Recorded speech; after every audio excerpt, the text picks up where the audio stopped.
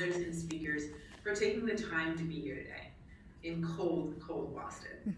Your presence is a testament to the importance of this conference and the critical role that Black voices play in the technology industry. The Black Tech Summit was founded in 2020 by two remarkable HBS alum, Kimberly Foster and Tyler Simpson, one of whom is here with us today as a panelist. Their vision was to create a platform where Black innovators could come together to share ideas, inspire one another, and collaborate to create the future of tech. Today, we carry on that vision, building on the foundation they have laid. We are confident that attendees will find this year's conference both informative and inspiring. Our panels and sessions will cover a range of topics, from tough tech and emerging technologies like blockchain and AI, to fundraising for your startup, to having a successful career in tech, no matter your background or role. Our speakers, all experts in their fields, bring a wealth of knowledge and experience that we hope will provide attendees with valuable insights and tools to take back their own work. One event we are particularly excited about is the Black New Venture Competition, which will take place at 4 p.m. in Claremont Hall. We received a record number of applications this year with over 500 entries from incredible pre- and post-revenue track Black founders. We cannot wait for you to hear from these talented entrepreneurs, and we hope you stick around to see who comes out on top. Once again, thank you for joining us today. We are honored to have you here, and we hope you leave with new connections, new ideas, and a renewed sense of purpose in your work. Do you have any slides that you would like to show? No. Amazing.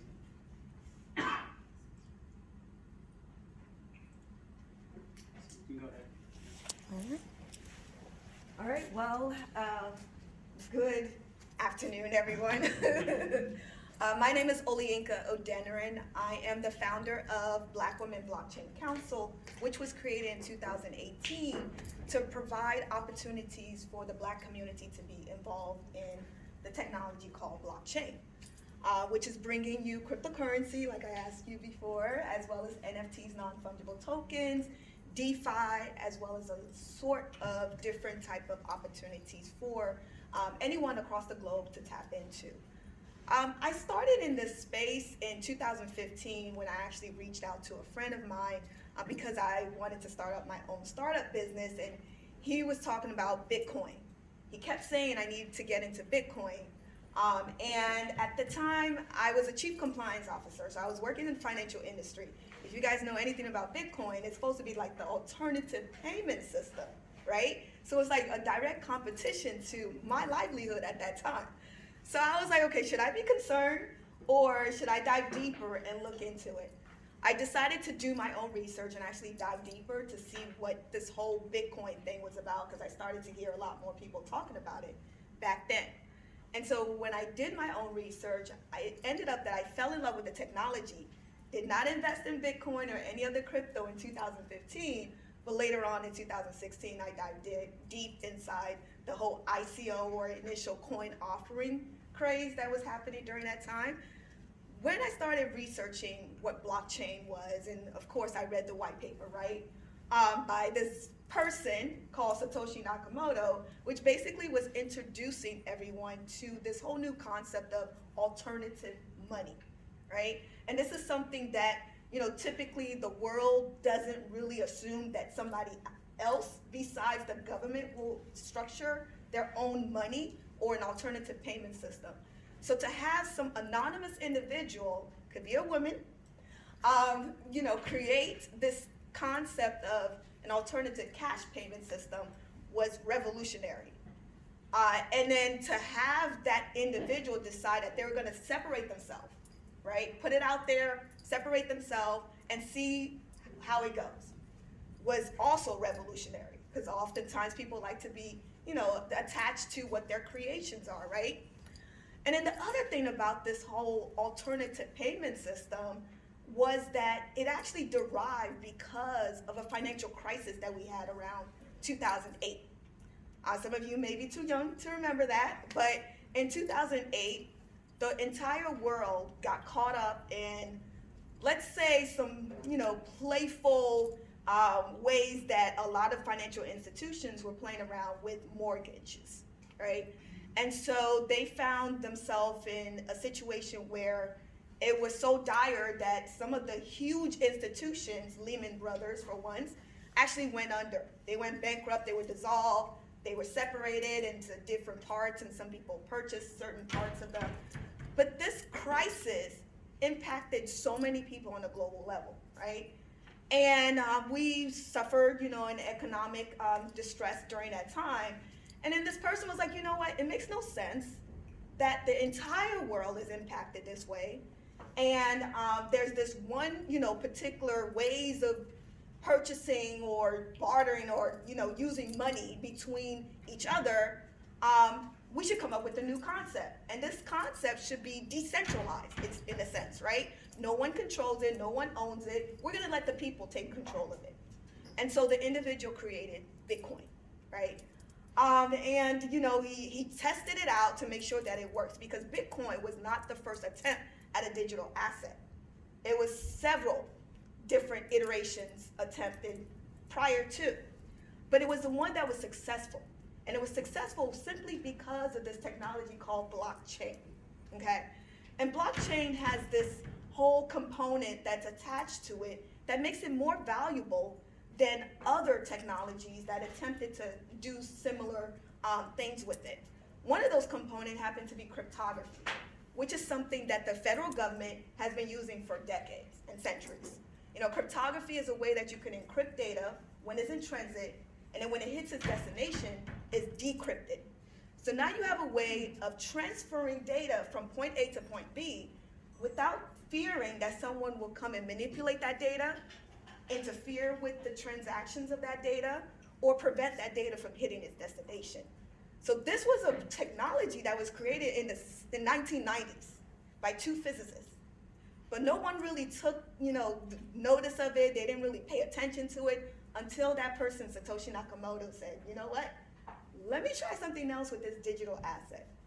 By using blockchain, he was able to actually successfully be able to transfer money from himself to another wallet. He did it anonymously as well. He also did it in a way that it created a ledger.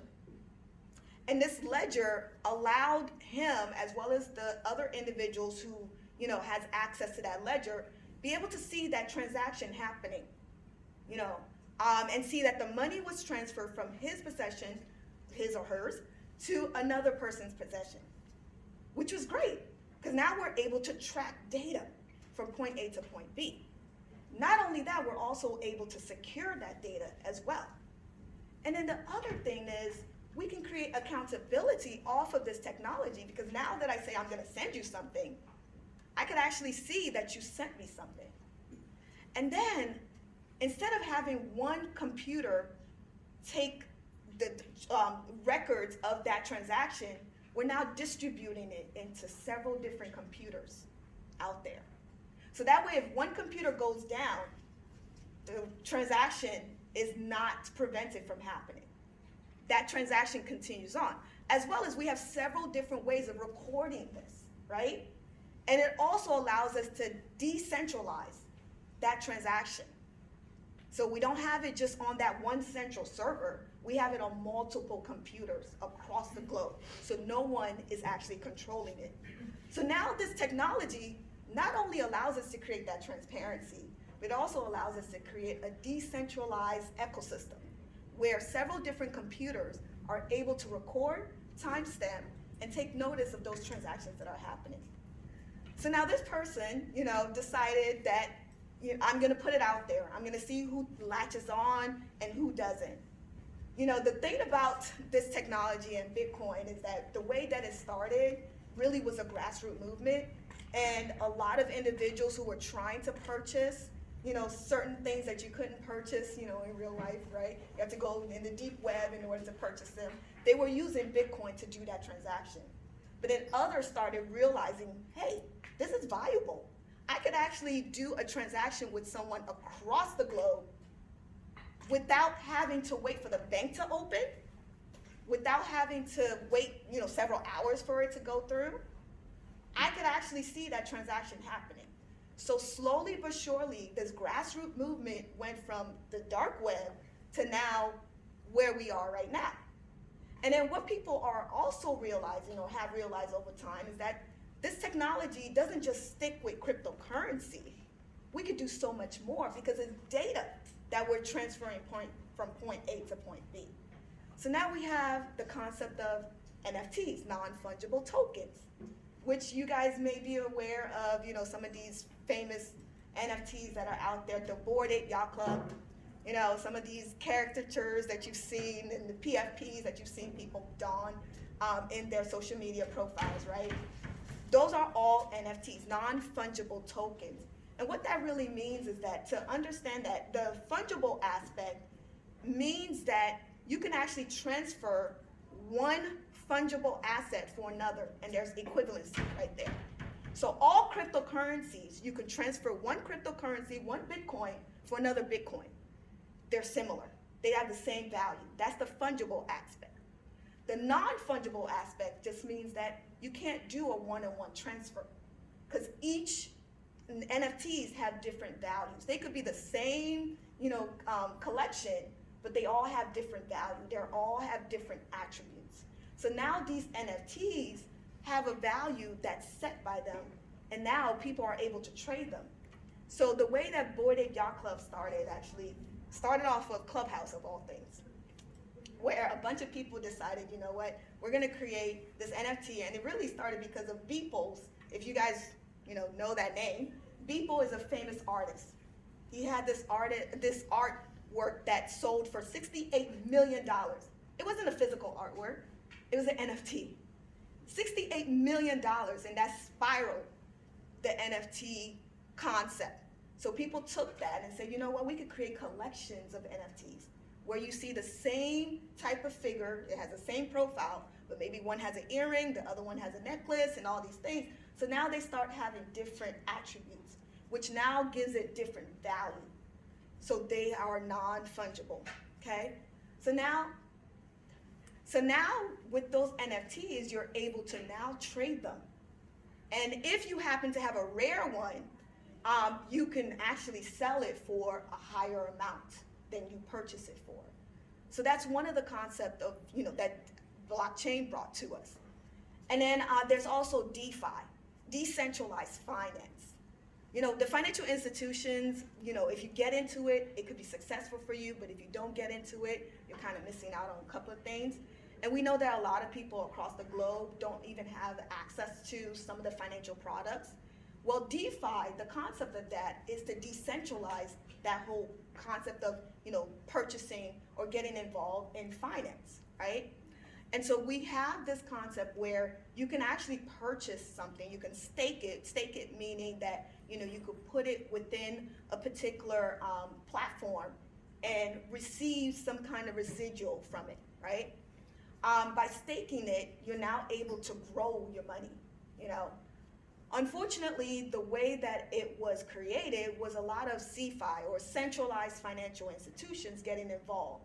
And so they did a lot of funny things, and you have the likes of FTX, right? I'm sure some of y'all have heard of FTX, and the things that they did on their side, which we now know has been some funny things, right? And so now the concept of DeFi is questionable to a lot of people, but it's still a great concept. Because what we're really saying is that when you have a product that's backed by a central entity, there's fees, there's so many different barriers for everyone to get involved in, But when you decentralize them, then anyone can participate in that particular product. And so that's what we're looking at. And then there's another use case for blockchain, which is decentralized autonomous organization. In other words, it's like a co-op. Okay? If you guys know a co-op, you know that a group of people come together, they have a governance structure, they can vote and all that stuff. It's the same thing, decentralized autonomous organization. And so people are using it in order to do some social good, social impact. They're using DAOs, it's also another name for it, to do to purchase certain things. There was a famous DAO called. Skipping my mind, but I'll remember it later. But there was a DAO that actually purchased the Wu-Tang album, the one that they didn't want to sell, but ended up being sold. you know? There was another DAO, you guys may have heard of this, the Constitutional DAO. There was a copy of the Constitution that came up about 2 years ago. And, you know, it was one of the 13 copies, I believe, and Sotheby's was auctioning it off of someone's private, you know, collection. And so across the globe, a lot of people came together and said, you know what, we want to create a DAO in order for us to collect money with the intentions of purchasing that Constitution. So now it could be the people owns the Constitution, right? Unfortunately, they weren't successful, but they did raise $43 million based off of that DAO. They were outbidded. So these are the different concepts of blockchain. These are the things that blockchain is bringing us as a community. Blockchain is allowing several different individuals across the globe to be able to participate at a level that they have not been able to participate before. It's also another reason why several different governments are looking at creating their own central CBDC, Central Bank of Digital Currency. And that's a central entity using blockchain to create their own cryptocurrency. And what that means is that it's actually centralized, so it's not decentralized. They regulate it, they can permit who can use it, they can, you know, manipulate certain things about it, but they do see the technology as a viable technology to utilize because of that ability to track it, that transparency, that accountability that's created off of it, as well as that security because of the cryptography that's attached to it. So there's several different things that you can do with blockchain. And one of the stuff that we do is we provide education about the technology so our people can gain value from it. So that we can tap in, we can build solutions that we need to build with this technology. Because there's a lot more coming. Financial institutions are involved in blockchain. They've been actually trademarking a lot of their internal products using blockchain. Even when they were screaming that it's not viable, even when they were saying that cryptocurrency is fake, it's crazy, whatever, they were doing their own thing. You know, one minute JP Morgan is saying, you know, we don't like cryptocurrency. Next minute they actually have a division called Onyx assets, you know, crypto assets. You know, they do the same thing with all of these new technologies because they're fearful that these technologies are gonna take away, you know, their stronghold. The thing about blockchain is that it allows us to have control. So now we have this concept of Web3. Web3, where we have the ownership, the control of our data. We can take that data from one platform and be able to take it to another platform, reap the benefit off of it. That's the concept of Web3. We see it as another iteration of the internet simply because of blockchain. And I'm gonna stop right there and see if you guys have any questions. Yes? I think one of the things that I've struggled with blockchain and DeFi is like really just understanding it, and I feel like there's such like a high barrier to entry for the average person who maybe is not as technologically savvy to really understand. So what would you say are some of the ways that the industry can think about bringing in people to the fold, right? Because it can be a beneficial thing to lots of folks, but without the understanding what it is, it seems very scary. Yeah, definitely understand that. You know what, the good thing is, as I mentioned, it's a grassroots movement. So there's a lot of organizations that are providing education. My organization, our focus is education. We have the non-technical part, which is just the foundational understanding of what blockchain is. Some of the stuff that I told you about the history of blockchain is involved in there. And we also partnered up with Ethereum, which is a blockchain protocol that's actually building a lot of these, you know, valuable use cases that are out here. They are one of our partners to create those programs. And then for those of you who are, you know, more involved in technical, you could actually learn to build your own smart contract, which is in a concept, it's a if-then statement that allows you to create ways of, you know, moving data, right? If something happens, it triggers something else. That's basically the general concept of smart contracts. So we're creating those opportunities, but there's several. Because we understand. And even the White House put a call out for several agencies to start understanding this whole blockchain space. And several of them, the US Treasury, they put a call for comments last year. We actually provided comments. There's like over, I want to say 300 individuals from everywhere who actually provided comments. And out of that, one of the things that they realized was that education is important. They need to back education when it comes to people understanding this, because they know there's no going back. And the difficult things that they have about this space, especially when it comes to cryptocurrency, that I want to emphasize, is that we're not just talking about assets, we're talking about technology. You know, so there's, you know, when it comes to regulation, they don't know what side to be. Is it a commodity? Is it an asset? Is it, you know, a technology? And how do you stifle technology? Especially when it's not just contained within the US, it's everywhere, right? And, you know, the US doesn't want to slow progress. So that's where the dichotomy comes in, but there's definitely opportunities to gain education. Reach out to me. We'd love to provide you with more education. We have a platform that we built out that you could self-pace, you know, and learn as you go, but it's out there. Yes. You touched on your journey of being in the more conventional financial atmosphere, and then you became aware of this other.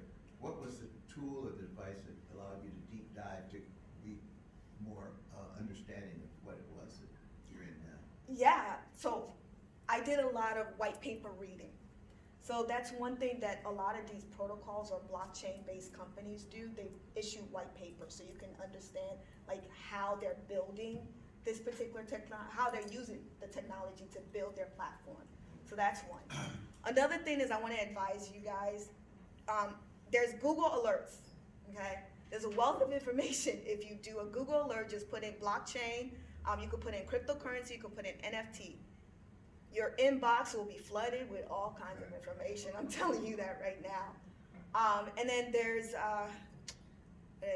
a couple of other, books that you can read as well, which is skipping my mind, but I will try to give it to Jasmine so she can distribute it to attendees. But there's also platforms like OpenSea, which you mentioned. They have, if you want to dive deeper into what NFTs, non-fungible tokens are, they have the NFT Bible on that platform, and it's just the word open and then C.com, and you can go there and look at the NFT Bible there. On our website, we also have resources as well. There's several different blockchain-related books that are out there that are being written, as well as, you know, if you connect with me on LinkedIn, I will definitely send you a lot more information. But one thing, if you walk out with information and retain it, do Google Alerts. You will get a wealth of information. It's probably going to be overwhelming, but you'll be able to tap into what else is being built, and you'll realize that it's not just, you know, within the U.S., it's across the globe, as well as it's different sectors, different industries are tapping into this for various use cases. Back there, I saw you. Yeah. With different like distributed ledgers and systems like that, what's the risk when it comes to like updates? What's the risk when it comes to what? Like updates or changes that need to be made. Like I've heard like other use cases where like there's a lot of like disagreement because no one actually owns it. Yeah, so with some of the chains, it depends on you know, what consensus mechanism that they're using. And consensus mechanism is just the way that the nodes come together and actually agree on which data to retain in order to add it to the blockchain. So some, you know, like Bitcoin is a proof of work, which just means a lot of miners have to do the work in the back end in order to make sure that the data is accurate. And there's an algorithm that's going on, like a huge computational algorithm that they have to do in order to do that. And then sometimes there's disagreements, right? And so oftentimes there's a vote that's being done in order to figure out, you know, whether or not they're gonna fork or continue on. And forking just means that, you know, if there's agreements within the ecosystem of that particular protocol, they could decide to retain the same pathway or decide to go off on a side shoot. And some of these protocols have had several different forks along the way. That's why if you look at the complete list of all the cryptocurrency, you'll see an Ethereum 1 Classic, and then the Ethereum as we know it now. Originally the Classic, something happened. I believe there was a potential breach and they decided to fork. So the Classic still retains itself, but then the Ethereum as we know now is back then it was a new version of Ethereum. So that's the deviation there. The other ways of, coming to an agreement for a certain, or keeping relevant, is something that Ethereum just recently did. They did what they call a merge. And this merge was really the answer to a lot of people's inquiry into whether or not this is sustainable, whether the protocol was sustainable, because they were doing a lot of proof of work in the beginning. And proof of work, there's a lot of computational power, so it uses up a lot of energy. And so a lot of people had issues with that because they were concerned with the climate, right? And so Ethereum, their answer was, you know what, we're gonna move from proof of work and go to proof of staking. And staking just means that instead of utilizing the computers to do the validation, we're gonna use people as a validation.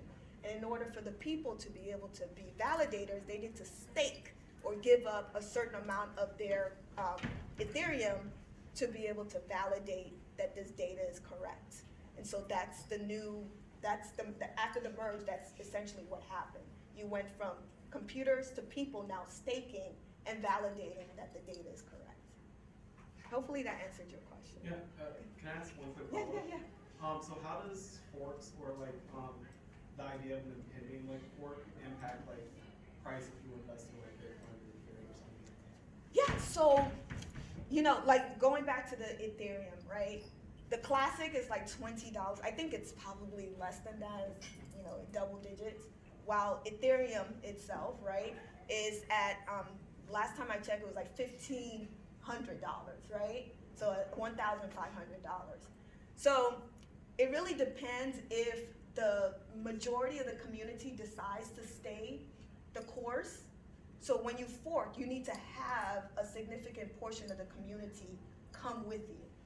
And unfortunately with the Ethereum Classic, a lot of them decided, you know what, we're gonna go to the other side. We don't trust that this particular, chain, that side of the chain is safe anymore. So we see that we need to go a different course, and that's why the Ethereum as we know it right now is valued more than the Classic, hopefully.